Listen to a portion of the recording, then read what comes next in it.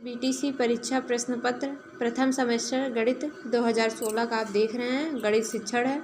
इसमें समय आपको मिलता है 2 घंटा। पूर्णांक होता है 25 नंबर का। बहुविकल्पीय प्रश्न आप देख रहे हैं।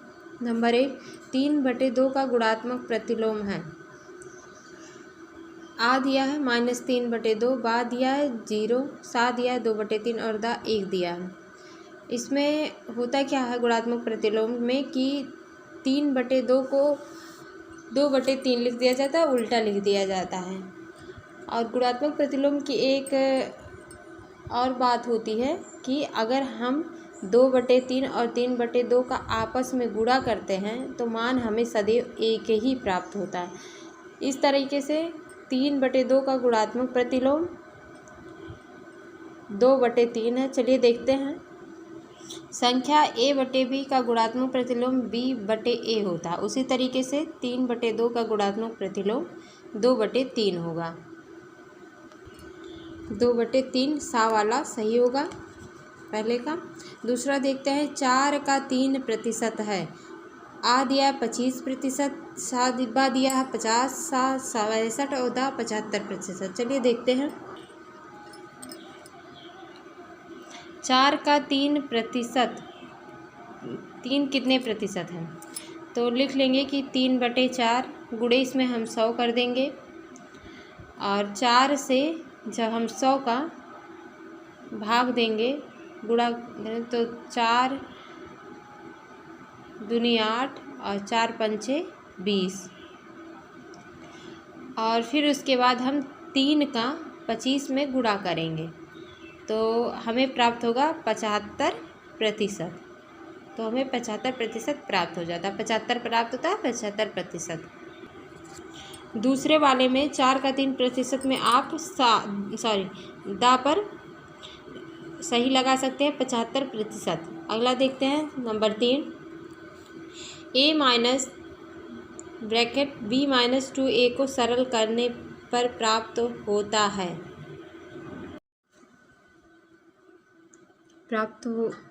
है। इसमें तीसरे वाले में आ दिया है 3a माइनस b, बा दिया 3b माइनस a, सा a माइनस b और दा दिया है 3a प्लस b। चलिए देखते हैं इसको कैसे सॉल्व किया जाएगा। यहाँ पर उत्तर हमें प्राप्त होगा 3a माइनस b। यह कैसे प्राप्त होगा यह हम देखते हैं। दिया है कि a minus bracket b minus 2a bracket close. हमें यह दिया हुआ है। हमें कुछ और नहीं इसमें करना है, सिर्फ हमें ब्रैकेट एक सॉल्व करना है। जैसे कि a minus b, a minus, फिर यहाँ पे जब ब्रैकेट हटेगा तो यहाँ कुछ नहीं होता तो प्लस हो जाता है। तो फिर उसके बाद जब a माइनस और प्लस b होगा तो माइनस और प्लस का जब गुणा होता है तो a माइनस आ जाता है और b। फिर उसके बाद इसी माइनस का इस माइनस से गुणा होगा। एक बार यहाँ जब ब्रैकेट हटता है जो b के लिए प्लस आया है उससे गुणा होगा इस माइनस का, और एक बार इससे गुणा होगा। a माइनस प्लस b का हुआ तो a माइनस और b हो गया, और फिर माइनस और माइनस का गुणा हुआ तो यहाँ प्लस हो गया। तो a minus b plus 2a bracket हट गया। फिर उसके बाद हम क्या करेंगे, यहाँ पे आप देख रहे हैं 2a है और यहाँ पर a 1 है तो ये 2 और a 3a हो जाएगा। और प्लस माइनस और प्लस माइनस और प्लस, यहाँ पे माइनस, ये b का माइनस आ जाएगा। कॉमन मानिए तो b का माइनस आ जाएगा। 2a और a मिलकर बन गया 3a और ये माइनस का b। यही इसका आंसर आता है। तो हमें तीसरे का आंसर क्या मिला, a मिल गया। 3a minus b। चलिए चौथा देखते हैं। 2 संख्याओं का मासा 35 और एक और उनका लासा 525 525, उनमें से एक संख्या 175 है तो दूसरी संख्या होगी। आ दिया है 25, बा दिया 49, सा दिया है 63, 63 यानी दा दिया 105।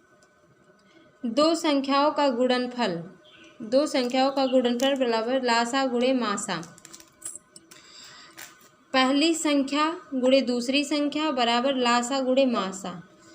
पहली संख्या हमें पता है 175 दी गई थी और गुणे दूसरी संख्या हमें ज्ञात नहीं है, ये हमें ज्ञात करना है। बराबर 525 लासा था और मासा 535 था। अब दूसरी संख्या बराबर हमें क्या मिला है 525 और 35, 525 गुणे 35 बटे 175 कर दिया गया। दूसरी संख्या यहाँ पे 25 का पहाड़ा पढ़ेंगे तो 25 से इसको काटेंगे, 25 सत्ते 175 और 25 का जब टेबल हम पढ़ते हैं तो 21 बार में 525 कटता है तो हमें क्या प्राप्त हुआ 21 और 7। अब फिर देखते हैं दूसरी संख्या बराबर 21 गुणे 35, 21 गुणे 35 यहाँ पे हम लिख दिए और ये जो 7 हमें प्राप्त हुआ वो 7 है। अब 7 का टेबल जब हम पढ़ेंगे तो 5 बार में 35 कट जाता है। अब हमें क्या मिलता है देखते हैं आगे। दूसरी संख्या बराबर 21 गुणे 5, दूसरी संख्या बराबर 21 का गुणा 5 में करेंगे तो हमको 105 आंसर मिलेगा। दो संख्याओं का मासा 35 और उनका लासा 525। उनमें से एक संख्या 135 है तो दूसरी संख्या हमें ज्ञात करनी थी। तो जब हमने सॉल्व किया सूत्र के अनुसार तो हमें 105 प्राप्त हुआ। किस संख्या में 5 का स्थानीय मान सबसे अधिक है? ये 4 ऑप्शन दिए गए हैं आपको, आ बा सा। ध्यान से देखिएगा, इसमें आपका सा वाला सही जाएगा। ये आपको एक आसान तरीका बताती हूँ सॉल्व करने के लिए। हमेशा याद रखिए जब दशमलव में स्थानीय मान पूछा जाए तो आप क्या करिए, इस चीज़ को याद रखिए कि दशमलव के जो सबसे नज़दीक होगा वही संख्या सबसे बड़ी होगी और जो जितना दूर होगा उससे उतना ही छोटा होता जाएगा। जैसे यहाँ पे दूसरी संख्या पर है, यहाँ पर तीसरी संख्या पर है, यहाँ पर पहली संख्या पर है, यहाँ पे दूसरी संख्या पे है। तो जो संख्या सबसे नज़दीक है दशमलव की वो कौन सी है? ये सा वाला है। 5 आपका सा, यही सबसे बड़ा माना जाएगा। सॉल्व करके भी चलिए देखते हैं। दशमलव के दाएं ओर की संख्या का स्थानीय मान उतना ही अधिक होगा जितना वो दशमलव के पास होगा। इसे हम पहला वाला सॉल्व करते हैं। दूसरी संख्या 2 संख्या बाद थी तो यहाँ पे 2 शून्य लगा दिया गया। यहाँ पे 3 संख्या बाद थी तो जो हम सॉल्व किए तो यहाँ पे 3 शून्य यानी 1000 हो गए। और फिर उसके बाद यहाँ पे पहली संख्या थी तो यहाँ पे 2.5 यानी 10 के साथ इसका गुणा किया गया। और फिर यहाँ पर दूसरी संख्या फिर यहाँ पे पुनः 100 के साथ इसका गुणा किया गया, भाग दिया गया। आप ये चीज़ देखते रहिए, ध्यान दीजिए कि जो संख्या दशमलव की सबसे नज़दीक है वही सबसे बड़ी है। सबसे नज़दीक इन चारों में से यही संख्या है आपकी 5/10। तो आपका आंसर यही आना चाहिए, यानी सा वाला आपका आंसर सही होगा। सा वाला आंसर सही है। अब आगे देखते हैं अति लघु उत्तरीय प्रश्न number 6।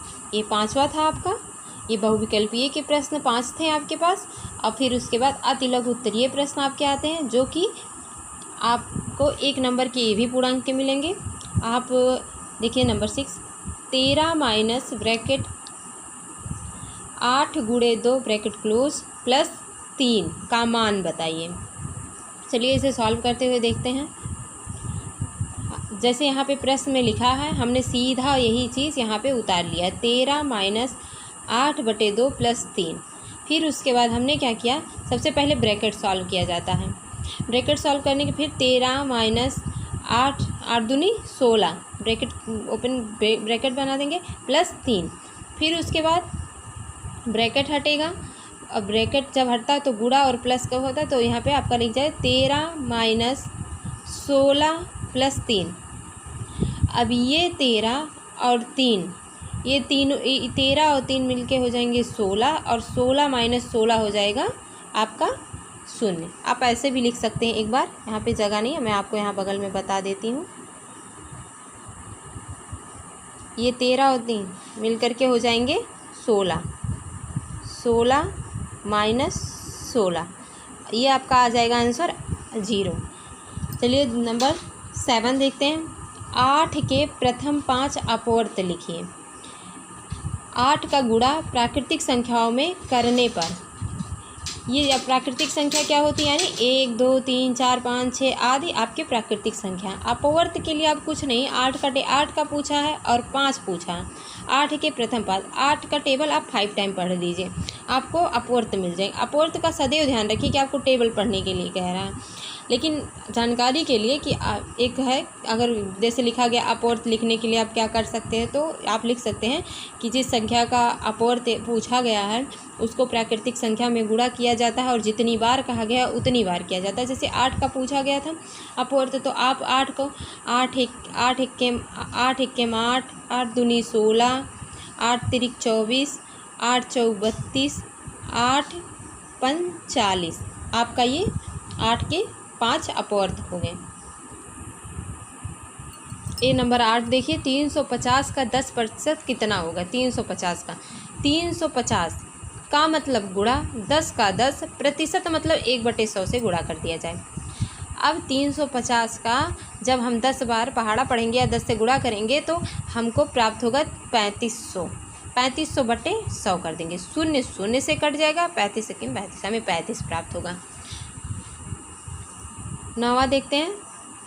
3abc minus 2ab square minus 5abc plus 3ab square को सरल कीजिए। यहाँ पे मैंने सरल करके आपको बता दिया है, आप इसे एक बार समझ लीजिए। देखिए जो ऊपर दिया गया था हमने वैसे ही हल करने के लिए सबसे पहले उतार लिया। 3abc minus 2ab square minus 5abc plus 3ab square. अब देखिए हमें 3 का मान पता रहता है, अब हमें पता है कि ये 3 है, 3 का मान पता है। abc का हमें पता करना, अब ध्यान पता करना, अब हमसे सिर्फ देखना है कि abc और कहीं है कि नहीं है। तो यहाँ पे आप देखिए इसमें ab स्क्वायर है, abc यहाँ पर है, तो 3abc एंड 5abc का माइनस हो जाएगा। यहाँ पे माइनस लगा, माइनस कर दिया जाएगा, यहाँ पे कुछ नहीं रहता तो प्लस रहता, प्लस माइनस माइनस हो जाएगा। तो 3 में से 5 का गया तो 2 आया, 2abc दोनों में सेम था, abc इसमें भी सेम था abc, तो 2abc। अब प्लस ले लेते हैं। अब देखिए 2ab स्क्वायर है और फिर 3ab स्क्वायर, तो यहाँ पे आप मान लीजिए कि 2 और 3 है, आपका 3 और 2 है, 3 में से 2 गया तो 1 बच जाता। 1 ना लिखने की जगह पे हम ab स्क्वायर भी लिख देते तो ये भी मान लिया जाता। अब उसके बाद क्या, अब हम पक्षांतर कर देते, ab स्क्वायर माइनस प्लस और माइनस का माइनस 2ab, आंसर आपका यही आएगा। 10वां देखते हैं। तल पर स्थित किन्हीं दो बिंदुओं से होकर जाने वाली कितनी रेखाएं खींची जा सकती है? सबसे पहले आप प्रश्न को समझिए, कह क्या रहा है। तल पर स्थित यानी मान लीजिए यहाँ पर आपका स्थित दो बिंदुओं से होकर जाने वाली कितनी रेखाएं खींची जा सकती हैं? तल पर स्थित, आंसर देख लीजिए इसका। तल पर स्थित किन्हीं दो बिंदुओं से जाने वाली केवल एक रेखा खींची जा सकती है। कैसे? देखिए दो बिंदु हैं ए और बी, मान लीजिए बिंदु का नाम हमने रख दिया ए बिंदु और बी बिंदु, इनसे हम सिर्फ एक रेखाएं खींच सकते हैं, जैसे यहाँ से यहाँ तक। अगर मानिए कि एक बिंदु है तब हम इनसे क्या करेंगे, अनंत रेखाएं खींच सकते हैं। ये नहीं, इसका कोई ये नहीं है कि यहाँ से यहाँ तक ही जाना है, तो इसे हम बार बार चाहे जैसी रेखाएं खींच सकते हैं। अब चलिए 11वां नंबर देखते हैं। किसी वृत्त के व्यास और त्रिज्या के संबंध को लिखें। वृत्त के व्यास और त्रिज्या के संबंध को लिखें। आंसर है व्यास बराबर 2 गुणे त्रिज्या। यहाँ पे आप 1 मिनट, 2 गुणे त्रिज्या। व्यास क्या है? व्यास के बारे में आप एक चीज़ हमेशा याद रखिए, वृत्त पर स्थित किन्हीं दो बिंदुओं को मिलाने वाली वह सरल रेखा जो वृत्त के केंद्र से होकर जाती है व्यास कहलाती है। एक मैं फिगर यहाँ पे छोटा सा आपको समझा देती हूँ। देखिए ये मान लीजिए वृत्त है, ये आपका वृत्त है। अब क्या कह रहा है, वृत्त पर स्थित किन्हीं दो बिंदुओं को मिलाने वाली सरल रेखा। सरल रेखा किसे कहते हैं? सीधी रेखा को सरल रेखा कहते हैं। सरल रेखा जो वृत्त के केंद्र से, यानी केंद्र यहाँ पर हो गया, केंद्र से होकर जाती है, इसे क्या कहते हैं? ये व्यास कहलाती है। ये क्या कहलाती है? व्यास कहलाती है। ये आपका व्यास कहलाती है। इसका मान लीजिए हमने नाम रख दिया ए, इसका बी और इसका ओ। तो क्या कह रहा है? वृत्त पर स्थित किन्हीं दो बिंदुओं को मिलाने वाली सरल रेखा को व्यास कहते हैं। अब व्यास का क्या? किसी वृत्त के व्यास और त्रिज्या का संबंध लिखे तो व्यास का क्या? तो व्यास बराबर 2 गुणे त्रिज्या। चलिए हम आगे देखिए। आपको सिर्फ इतना, इस प्रश्न के लिए सिर्फ आपको इतना ही लिखना था, व्यास बराबर 2 गुणे त्रिज्या। ये आप अपने ध्यान में हम छोटा सा समझा दिए, आप याद रखें। चलिए लघु उत्तरीय प्रश्न देखते हैं जो 2 नंबर के आते हैं। पहला है 12वां, हल कीजिए। 121 भागा बड़ा ब्रैकेट 16 माइनस मझला ब्रैकेट 14 माइनस 3 और छोटा ब्रैकेट 9 माइनस 6 छोटा ब्रैकेट क्लोज, मझला ब्रैकेट क्लोज एंड बड़ा ब्रैकेट क्लोज। इसमें हम क्या करते हैं, इसी ध्यान रखिए कि सबसे पहले इस तरीके के प्रश्न को हल करने के लिए यहाँ कुछ और नहीं करना, सिर्फ हमें बड़ा, मझला और छोटा, ये जो बड़ा है, मझला है, छोटा ब्रैकेट है, इन्हें ही सॉल्व करना रहता है। अब हम सबसे पहले छोटे ब्रैकेट को सॉल्व करते हैं। देखिए हमने प्रश्न को उतार लिया। 121 भागा बड़ा ब्रैकेट माइनस मझला ब्रैकेट 16 माइनस मझला ब्रैकेट 14 माइनस 3 छोटा ब्रैकेट 9 माइनस 6 यहाँ पे मझला और छोटा ब्रैकेट क्लोज सब। फिर उसके बाद 121 भागा बड़ा ब्रैकेट माइनस 16 माइनस मझला ब्रैकेट 14 माइनस 3। अब देखिए यहाँ छोटा ब्रैकेट, सबसे पहले हमको छोटा ब्रैकेट सॉल्व कर, 9 माइनस 6 है, 9 माइनस 6 को हम क्या करते हैं, जब घटाते हैं तो हमें 3 प्राप्त होता है, ब्रैकेट कर देंगे इसको, फिर मझला ब्रैकेट, फिर छोटा ब्रैकेट। फिर उसके बाद हम सेम ऐसे उतारते हैं, 121 भागा बड़ा ब्रैकेट 16 माइनस मझला ब्रैकेट 14 माइनस 9। अब ये 9 हमको कैसे प्राप्त हो, यहाँ पे हम ब्रैकेट को हटाएंगे तो 3 त्रिक्का 9, जब ब्रैकेट हट जाता है तो यहाँ पे गुणा होता है, 3 त्रिक्का 9, यानी हमें 14 माइनस 9 प्राप्त हुआ। छोटा ब्रैकेट खत्म हो गया। यहाँ देखिए यहाँ पे छोटा ब्रैकेट था, यहाँ पे था, अब यहाँ पे 9 आ गया, यानी छोटा ब्रैकेट अभी सॉल्व हो गया। इसमें हमको कुछ सॉल्व नहीं करना। तो फिर मझला ब्रैकेट बड़ा ब्रैकेट, फिर 121 भागा बड़ा ब्रैकेट 16 माइनस मझला ब्रैकेट 5 हमें कैसे प्राप्त होता है, हम पहले मझले ब्रैकेट को सॉल्व, 14 में से 9 घटा देंगे तो हमको 5 प्राप्त होगा। मझला ब्रैकेट फिर बड़ा ब्रैकेट। अब देखिए मझला ब्रैकेट में हमको सिर्फ 5 मिला। अब अगली लाइन में जाते 121 भागा बड़ा ब्रैकेट 16 माइनस 5। अब ये ब्रैकेट हटा तो हमको माइनस कर देना है। अब इसमें 121, अगली 121 भागा 16 में से 5 गया 11, फिर उससे 21 भागा 11। अब 11 के 121 में भाग देंगे तो हमें प्राप्त होगा 11, 11 ग्यारहियम 121, आंसर आ जाए। 13वां देखते हैं, पटरी एवं प्रकार की सहायता से 60 अंश का कोण बनाइए। ये 2016 और 18 में भी प्रश्न आया था।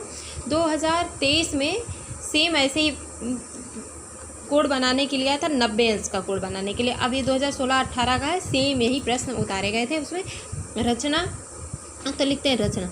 सर्वप्रथम एक ऐसा रेखा ए बी रेखा खींचते हैं। सर्वप्रथम एक रेखा ए बी खींचते हैं, फिर बिंदु ए को केंद्र मानकर उचित त्रिज्या का चाप लगाते हैं।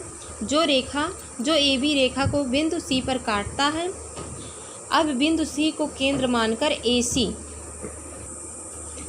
सी त्रिज्या का चाप लगाते हैं, जो बिंदु डी पर काटता है। ए डी को मिलाते हुए एक रेखा खींचते हैं, अतः कोण कोण ई ए बी बराबर 60 अंश का है। चलिए इसे फिगर की मदद से समझते हैं।